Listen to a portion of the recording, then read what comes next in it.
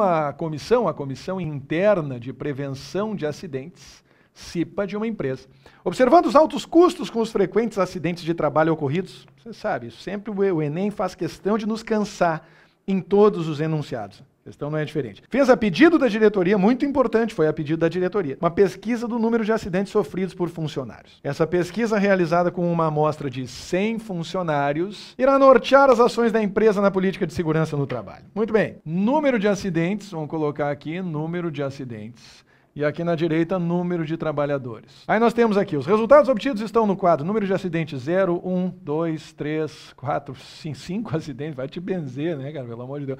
Depois disso, 50 trabalhadores, 17 trabalhadores, 15 na sequência, 10, depois 6 e por último 2. O que se pergunta é qual a média do número de acidentes por funcionário na amostra que a CIPA apresentará à diretoria da empresa. Gente, pensem comigo por um instante. Se nós tivéssemos uma lista com nome e número de acidentes, essa lista conteria 100 nomes. Faz sentido? Foram 100 funcionários que foram escolhidos nessa amostra. Ao lado de cada nome eu teria um número. Funcionário fulano tem 0 acidentes. Funcionário Beltrano tem 2 acidentes.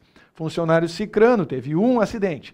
Funcionário Zuriano teve 0 acidentes. E assim sucessivamente, certo? Se eu fosse calcular a média, a partir dessa lista, eu teria que somar todos esses números. 0 acidentes do fulano, 2 acidentes do Beltrano, 1 acidente do Cicrano, 0 acidentes do Zuriano. Teria que somar todos esses 100 números e dividir por 100. Faz sentido? Essa tabela consolida essa lista, agrupando os funcionários de acordo com o número de acidentes que cada um sofreu. Ou seja, nessa lista completa eu teria 50 nomes ao lado do número 0, 50 nomes que não sofreram nenhum acidente. E eu teria 17 nomes ao lado do número 1, ou seja, 17 nomes que sofreram apenas 1 acidente e assim sucessivamente até que eu chegaria em 2 nomes que sofreram cada um 5 acidentes. Por que eu estou dizendo isso para vocês? Para que vocês entendam, diante de uma situação como essa, diante de uma tabela consolidada, o que a gente faz é usar, e não é à toa, a média aritmética ponderada. A gente assume que o número de trabalhadores associado a cada um dos acidentes vai representar a partir de agora o peso daquele número de acidentes no cálculo da nossa média aritmética ponderada. Então, em primeiro lugar, você quer calcular uma média aritmética ponderada, tem que pensar em qual é o número cuja média você está calculando. Volta para o enunciado, está escrito assim no final do enunciado. A média do número de acidentes. Se eu estou calculando a média do número de acidentes, é importantíssimo que você saiba que a partir daí, o número de trabalhadores, caso a caso, vai representar o peso associado a cada número de acidentes. Ou seja, eu vou ter no cálculo dessa média o número de acidentes 0 com peso 50, o número de acidentes 1 com peso 17, o número de acidentes 2 com peso 15 e assim sucessivamente.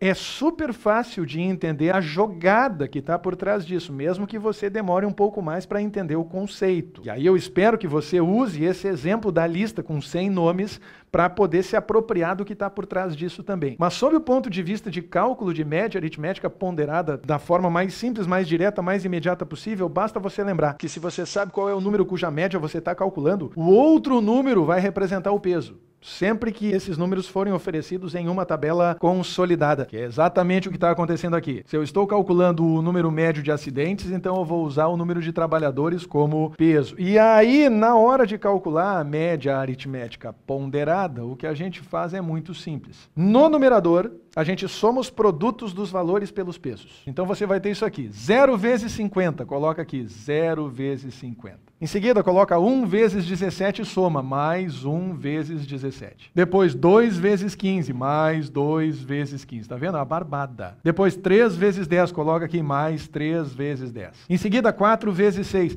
mais 4 vezes 6. E por último, 5 vezes 2, mais 5 vezes 2. Sim, conta de padeiro. Já se acostumou a essa altura do campeonato com conta de padeiro na prova do Enem. É fato, né? Tudo isso dividido, sabe por quem? Eu vou escrever até por extenso. Pela soma dos pesos. Aqui embaixo você teoricamente escreveria 50 mais 17 mais 15 mais 10 mais 6 mais 2. Mas, na verdade, eu estou colocando isso aqui só para ilustrar o que de fato acontece quando a gente calcula uma média aritmética ponderada, porque nesse problema especificamente você já tinha a soma dos pesos. É só lembrar que essa amostra, no total, revelou que foram consultados 100 funcionários. E se eu somar 50, 67, 77 mais 5, 82, 92, 98, 100...